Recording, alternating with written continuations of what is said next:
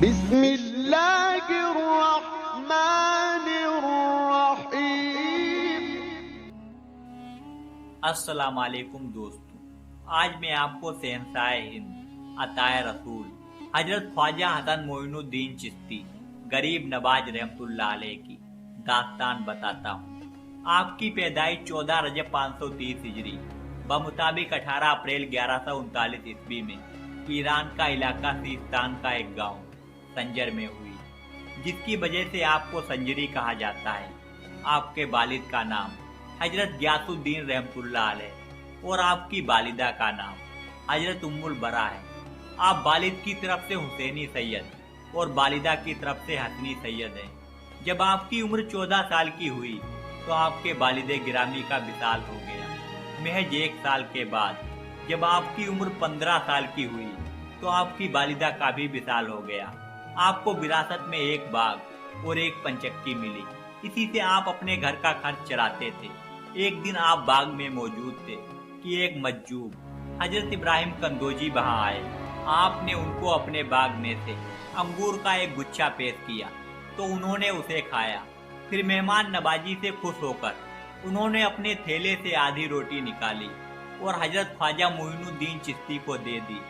آپ نے خوشی کے ساتھ اس کو کھایا تو ان کے فیض و برکت سے آپ کے لیے علم و حکمت کے دروازے کھل گئے اور آپ نے اپنا سب کچھ بیچ دیا اور اس رقم کو غریبوں اور محتاجوں کو خیرات کر دیا۔ پھر آپ سمرقند اور بخارا کی طرف علم دین سیکھنے کے لیے روانہ ہو گئے۔ 544 سے 550 ہجری تک آپ وہاں حضرت مولانا حسام الدین اور حضرت مولانا شرف الدین کے پاس علم دین سیکھتے رہے۔ پھر آپ بغداد گئے۔ 550 ہجری میں آپ کی ملاقات حضور غوث اعظم رضی اللہ تعالیٰ عنہ سے ہوئی۔ پھر آپ نیسا پور گئے۔ آپ ایک کامل پیر کی تلاش کر رہے تھے کہ آپ نے حضرت خواجہ عثمان ہارونی رحمت اللہ علیہ کے بارے میں سنا۔ 552 ہجری میں آپ حضرت عثمان ہارونی رحمت اللہ علیہ کے پاس گئے اور ان کے مرید ہو گئے اور عبادت الہی اور خدمت مرشد کرتے رہے۔ ایک بار خواجہ عثمان ہارونی نے آپ سے کہا کہ معین الدین نیچے دیکھو کیا دکھتا ہے۔ آپ نے نیچے دیکھ کر کہا میں زمین کے اندر دیکھ سکتا ہوں۔ مرشد نے پھر کہا کہ اب اوپر دیکھو کیا دکھتا ہے۔ آپ نے اوپر دیکھ کر کہا میں آسمان کے اندر دیکھ سکتا ہوں۔ مرشد نے فرمایا کہ میں تمہیں اس سے بھی آگے پہنچانا چاہتا ہوں۔ پھر کچھ سال مرشد کی خدمت میں گزارنے کے بعد ایک دن خواجہ عثمان ہارونی نے پھر بلا کر اپنی 2 انگلیاں آپ کی دونوں آنکھوں کے بیچ رکھی اور پھر فرمایا معین الدین نیچے دیکھو کیا دکھتا ہے۔ آپ نے نیچے دیکھ کر کہا میں تحت الثری تک دیکھ سکتا ہوں، یعنی 7 طبق زمین کے نیچے تک۔ پھر مرشد نے کہا اوپر دیکھو کیا دکھائی دیتا ہے۔ آپ نے اوپر دیکھ کر کہا میں عرص اعظم تک دیکھ سکتا ہوں۔ تب خواجہ عثمان ہارونی نے خوش ہو کر آپ کو پھر کے خلافت عطا فرمائی۔ 563 ہجری میں خواجہ عثمان ہارونی آپ کو اپنے ساتھ حج لے کر گئے۔ جب آپ بیت اللہ شریف میں حاضر ہوئے تو آپ کے پیر و مرشد نے آپ کا ہاتھ پکڑ کر دعا کی، یہ خداوند میں اپنے معین الدین کے لیے تجھ سے 3 چیزوں کا طلبگار ہوں۔ غیب سے آواز آئی یہ عثمان معین الدین کے لیے جو کچھ طلب کرو گے دیا جائے گا۔ یہ حکم پا کر آپ نے عرض کیا یہ خداوند تو میرے معین الدین کو قبول فرما۔